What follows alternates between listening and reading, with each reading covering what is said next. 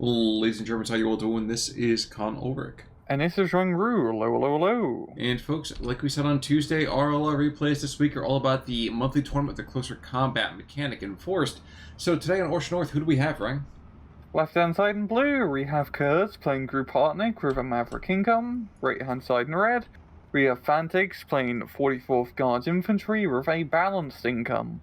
And already we have a duel. Oh, that duel's over. Between a Tiger and SU-152. Pretty anticlimactic duel, but I mean, right off the bat, we got extremely aggressive play here from Khers, really doing a cavalry charge, so to speak, of all his troops.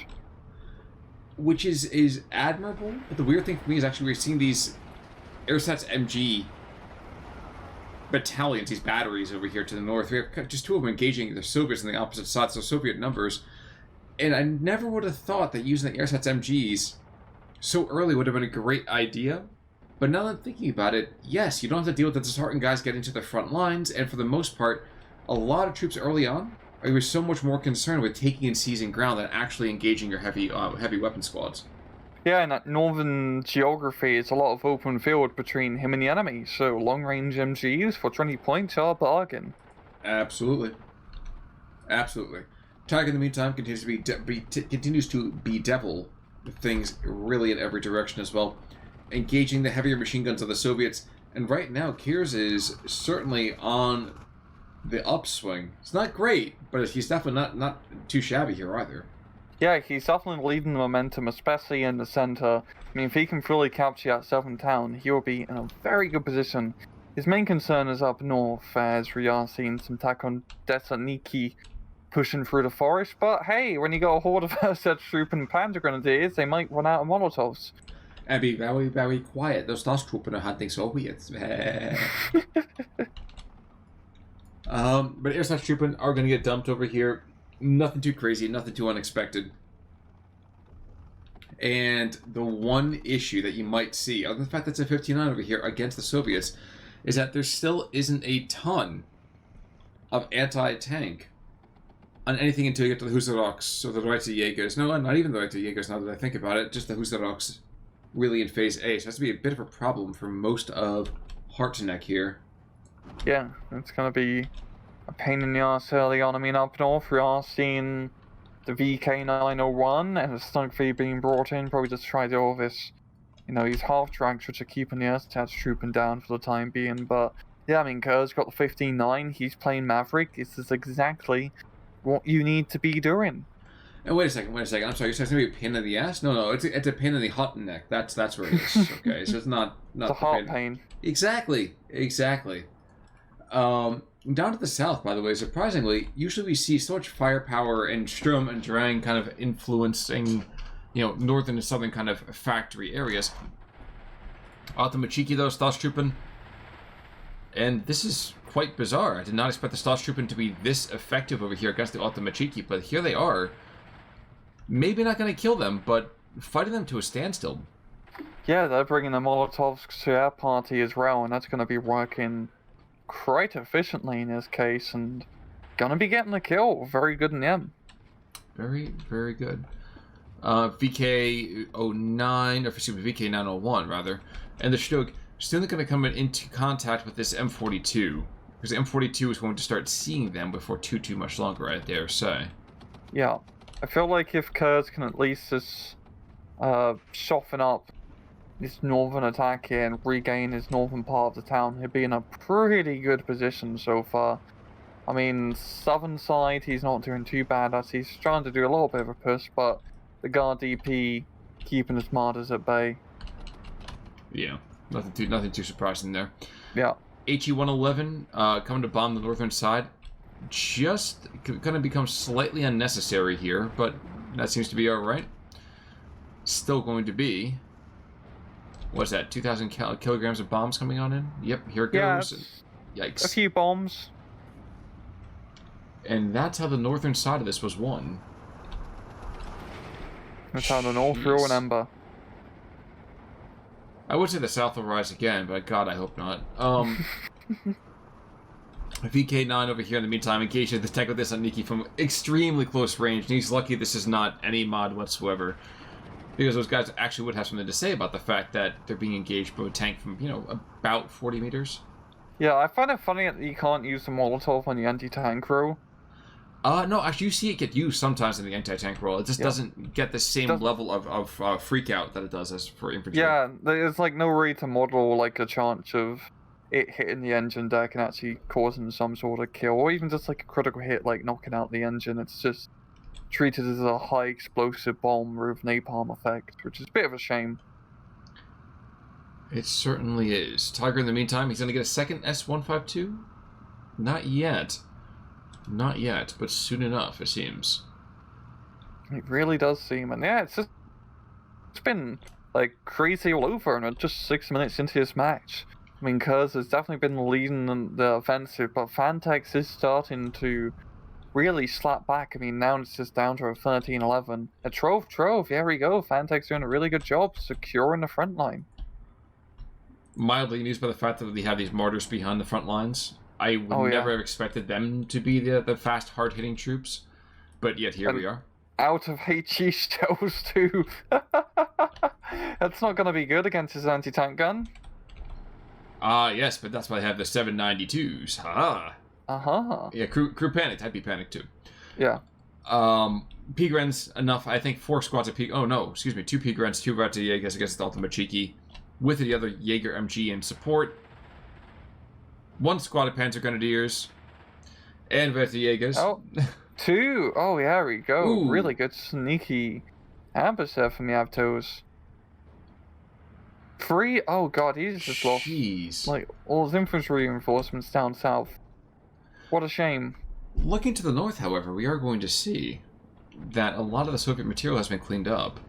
And it's back to a 6. What the hell's happening, Khan? It was like a trove last time I blinked. Yeah, and you know what? I think we got to stop having that nighty-night coffee, because I'm pretty sure we both had a cup of that, because I didn't expect it to be quite like this either. No, I'm, like, very energetic now. It's not just the caffeine. Are you having your daily dose of Mountain Dew? Dose, it's more like 2 liters. Oh, like a real gamer. Oh, absolutely. Absolutely. Or your special chocolate. Yes. Looking down to the south has, like you said, those martyrs. One's been panicked. The other one is... They're both kind of back in the fray now, but... finding myself mildly amused in all the wrong ways. But the fact that as we have this martyr starts trying to rush forwards, I think he's going to be able to kill his T-34-76? No. Maybe. It's only a pretty crappy 76mm gun. But at the same... I mean, he's probably going to die. We're all going to die. Yeah, eventually. Yeah. On the guard DP and the M42 flanking up the hill, that's pretty much going to be GG to his martyrs. But he gets the kill. Oh, wow. So, you okay, know, not too bad. They paid for themselves, I will say that. Yeah. I just realized the Martyr 3, just a regular run, is essentially just a German version of an SU-76. Yep. Yeah. Yep. It absolutely Came to the same conclusion on different tank chassis. We need kill tanks. Got you. Sounds good. Alright, let's take a bigger gun on this. Yeah, that's fine. Yeah. Airstash Troopin slowly winning through over all the corpses of their comrades. With one Reiter Jaeger kind of walking behind the front lines as all the, schleps with K98s are going on forwards first. Yeah. But this is just absolute mayhem. I don't really know what to make so far of this match. I feel like Khers is doing a fantastic job just keeping up my momentum, but I know Fantyx is still slapping back quite a bit. Especially down south, there's definitely an opening for Fantyx to push on through and cause a bit of havoc. Unfortunately for him, even though he's at this Ultimate Cheeky behind the front lines, I don't think he's going to push there. I think he's going to try to continue to put troops into the northern side, because that's where he keeps getting shouted at, if you catch my drift. Yeah, that's where you're getting pushed at, so you want to try and relieve it a little bit. Oh, the VK901 getting a flanky on the T-34, but doesn't get the side shot. T-34 spots him. Yep. Poor sod. And another T-34 coming in, killing the Stug. Yeah. Good kill. Yeah. Part of me wonders about putting actually the Martyr a little bit further south into that town. But no, we are going to see in the meantime the last Star trooping down here to the south, getting pinched off. Kind of funny. Northern, southern side, the northernmost German troop, the southernmost German troop. Random group of Star trooping. Just kind of chilling. Like the north and south poles of the German force. It's what allows the compass to work. Pretty sure that's how it is.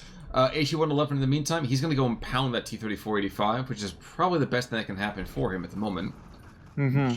Just as this guard DP squad's going to come up and probably just absolutely rock and sock that martyr squad. Yeah, we just have like it's really just a horde of Ursats trooping up north, which is keeping Khers in the game here. I mean, he's going to lose that southern flank sometime soon, just due to the overwhelming amounts of Soviet forces here. But still, I mean, he's putting on pressure. It's still 14-10. He's still bleeding Fantyx, which is what you need, especially going into B phase. Mm-hmm.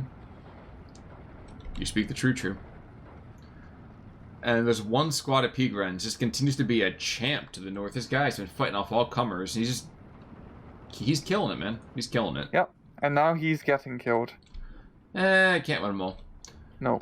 We are going to see more Hussars being brought in into the southern side, because we are into Phase B, which means it's time to get some legit infantry out here, so that way it's not just their such trooping, fighting and dying for the, for the glorious Reich back home. They probably run even parts of the Reich. I probably like Czechs and Poles and Ukrainians and other people from quote-unquote liberated countries. Well, that's why you have the Reich. They didn't have the Reich stuff. I mean, that's how it works. So.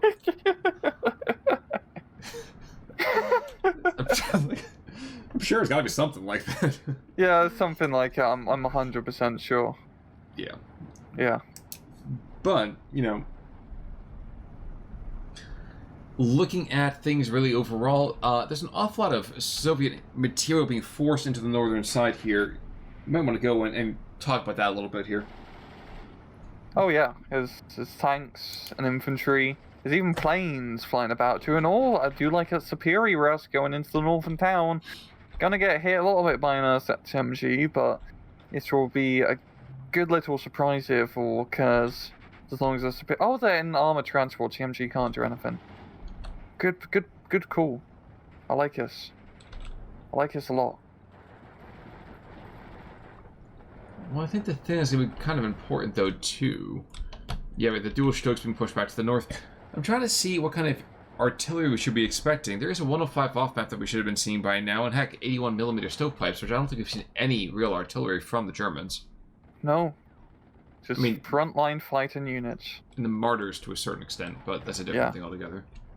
We've seen the Hussars down south being brought on in, going to be clearing through the forest here. And as we have the Marder providing fire support, should be enough to maybe at least get back into Jet Hill and onto the farmstead at least.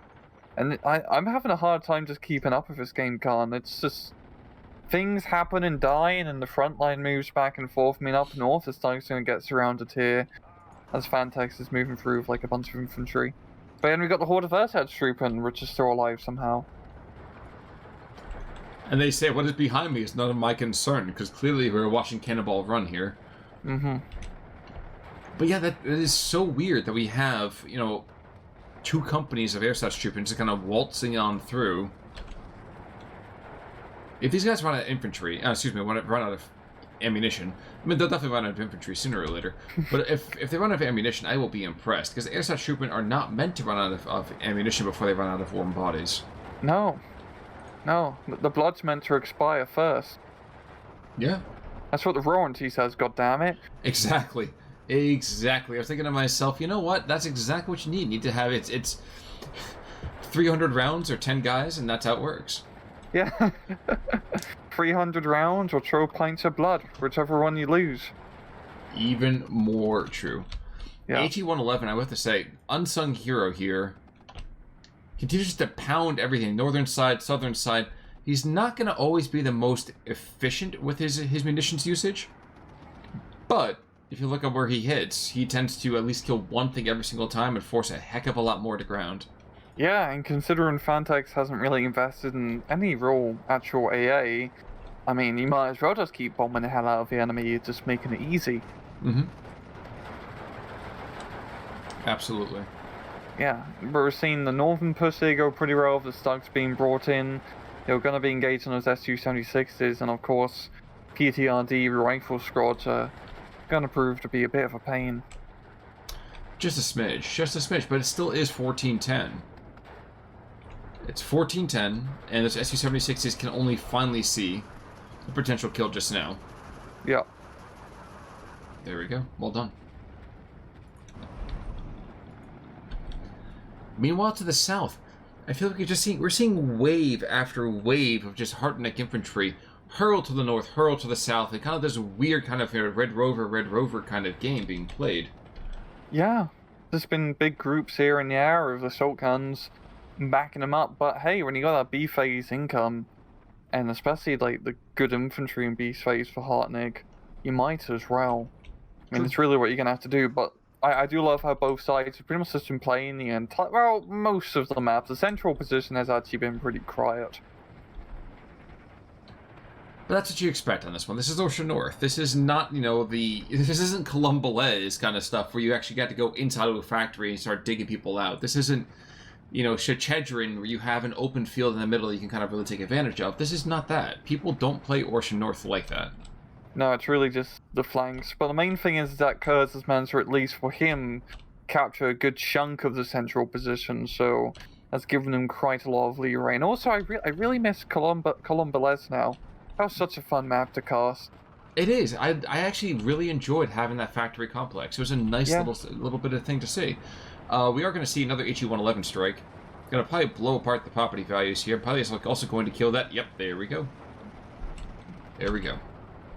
Yeah, and we're just seeing that northern push completely evaporate, and just so much Soviet stuff here now all of a sudden. We're seeing a Tiger being brought in, but close range against the T-3045, gonna be a bit dangerous. But that's fine though, because down to the south, here's all these other Hussars and Ratsiegas, and who cares that there's a single rinky-dink half-track over here, because he's firing off the last 10 rounds.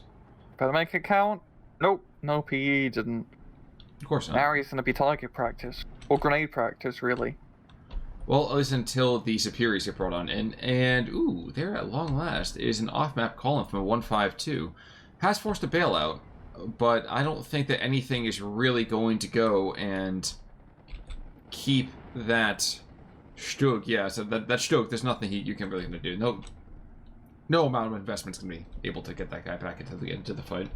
Yeah, and that Marder actually backing off in the nick of time. I think mainly for lack of high explosive ammunition and less so for potentially being blown up in an off-map artillery strike. Meanwhile, unless he has a sixth sense. Oh, I'm sure he has a very sick sense. But we are going to see a Hetzer actually to the north. Ooh, yes, I love these guys. And fighting against a lot of these guard DPs and Superiors. It's going to be a bit of a slug for these Ratsiegas as they try to push on through in the last 2 minutes before we get to Phase C. Yeah. Just bringing out everything, but Khers is actually now on... Like, he's no longer on the up and up. He's losing in terms of, okay, there it goes, back to a trove, and it flips back over before I can even finish my sentence. Well, clearly you must learn to speak quickly. Yeah, even quicker.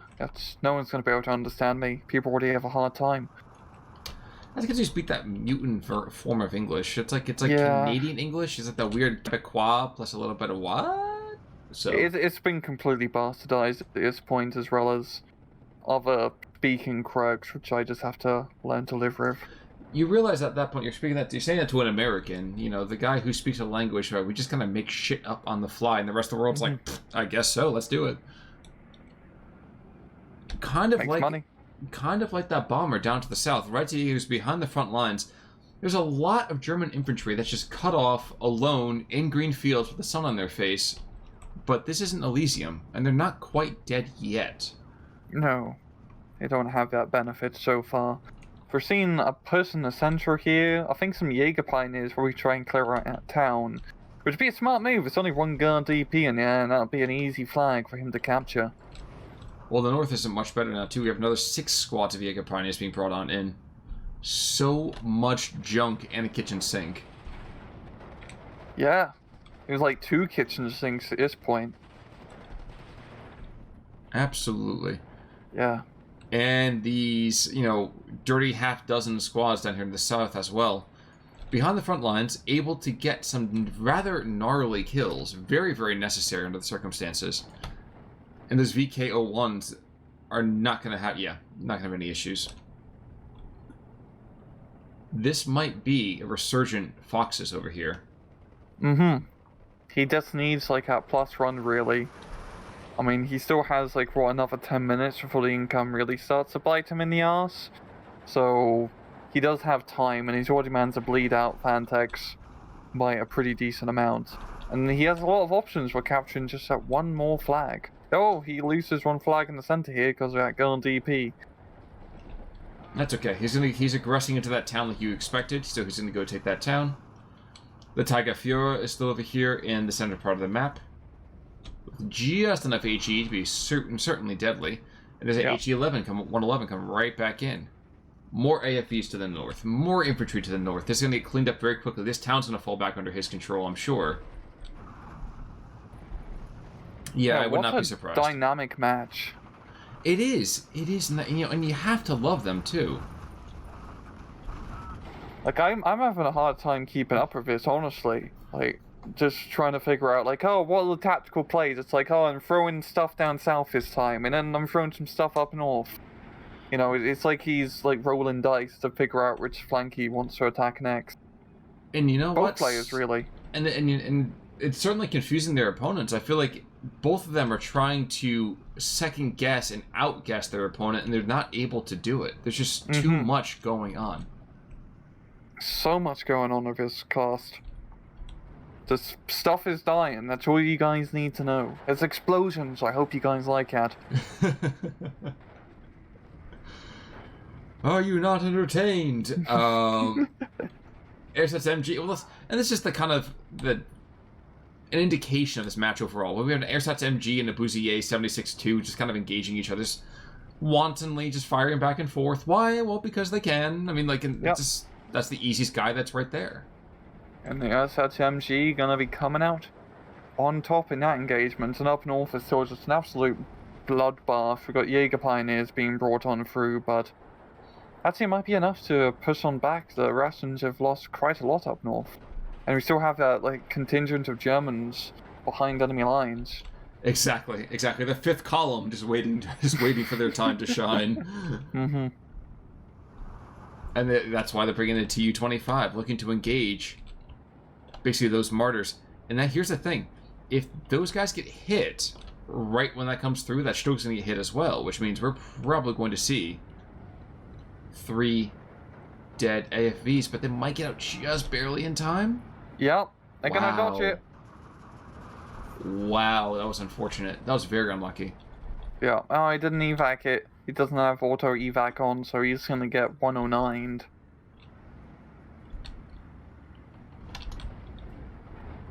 Not too surprising. Nope. Oh yeah, 18-6, that's pretty much over for Fantyx at this point. It certainly may be. I'm actually surprised this Tiger's not been in the entire time. I expect this guy to be dead a long time ago. Yeah, he's out in the open for so long. I mean... Oh. There we go. Caster cursed. Oh. Caster cursed. Caster's cursed. There we go. But this town's going to go right back over him to the northern side. It doesn't matter how many infantry he's going to throw at it. It's not going to be enough. No, it's just really too much momentum behind Khers' push to keep his, like, to stop it. I mean, down south is completely collapsed pretty much at this point. Yes, it certainly has. Yeah. How? I can't tell you. Yeah, it just happened. Yeah, it's a blink and you'll miss it kind of death here, but yeah, we were watching the Tiger and the Martyrs up to the north, and somehow down to the south, everything just evaporated. So, I mean, if you look down there, we have this weird squad of Reitiegas and Hussars kind of moving on through, but there's no anti-tank. There's not enough tank to cause the issues of no anti-tank. Yeah. Yeah. Now only a minute left. Fantyx sees... He's going to have to make a miracle happen with his like, incoming guard reinforcement columns, which will probably not happen. And you gotta love the optimism of the other guy when you think, oh yes, you know what, I'm totally going to win this. Like, love your gumption, my friend. I don't think that this is your day. Nope. When all of the infantry that gets brought in, like the infantry to the north, infantry column, great, let's do it, go, go, go, and then immediately they're both going to get just absolutely shellacked. Yep, completely and utterly dead. Now it's the Russians who have pockets galore. So there's one down to the south, there's one to the north. Fantyx surrenders, which is a good call, because at that point, yowza. Not too bad in the KD difference, only a 800 or so, 700-ish, 750 I believe. About that. Yeah, looking at kills. Not a whole lot of stuff to write home about. There is that one guy, Novikov, who kills, Hans Gruber, his brother Heinz, their other brother Daniel, and William Fichter, unfortunately, gets killed as well by Novikov, so well done there by that guy. Glasser over here, though, for the Germans. 1, 2, 3, 4. 2 of the super scary tanks, and 2 less scary, but still pretty damn good tanks. HE111 doing, like, a decentish job. Martyr 3 doing okay, but Stug, nothing too crazy apart from really Galasha. But, and that was the thing though too, like we talk about it constantly, it's kind of like chess. You don't expect to have pieces that are supremely great with what they do just because of the nature of fighting on these maps. But if you do have a guy who's able to trade out at least for the point value on the opposite side, you gotta be doing that. Yeah. That's really the key to the game, is just getting those efficient trades. But what a really good match. I can't tell you why it was a really good match. I just have a feeling it was a really good match.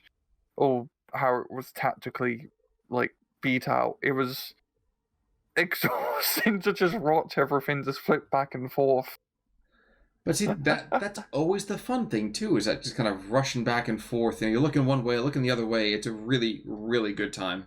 Yeah, that was probably one of the most dynamic matches we've seen in a little bit. It certainly has been, I think, over on our side. I know I have to have, and maybe a nice cigarette and a glass of water at the end of this, so... Same here. Same here. I'm going to talk to my therapist about this match. I'm sure. Never mind. Insert racy hair joke yourself there, folks. I think that's going to do it, though, for our coverage of the monthly tournament, that kind of closer combat mechanic with that focus. Again, always love seeing the kind of dynamism over here from the community. If we can get more of those 1v1 balance mods to work, we will do so, folks. We promise. But until next time, I'm Colin Ulrich. I'm Rangru. Take it easy.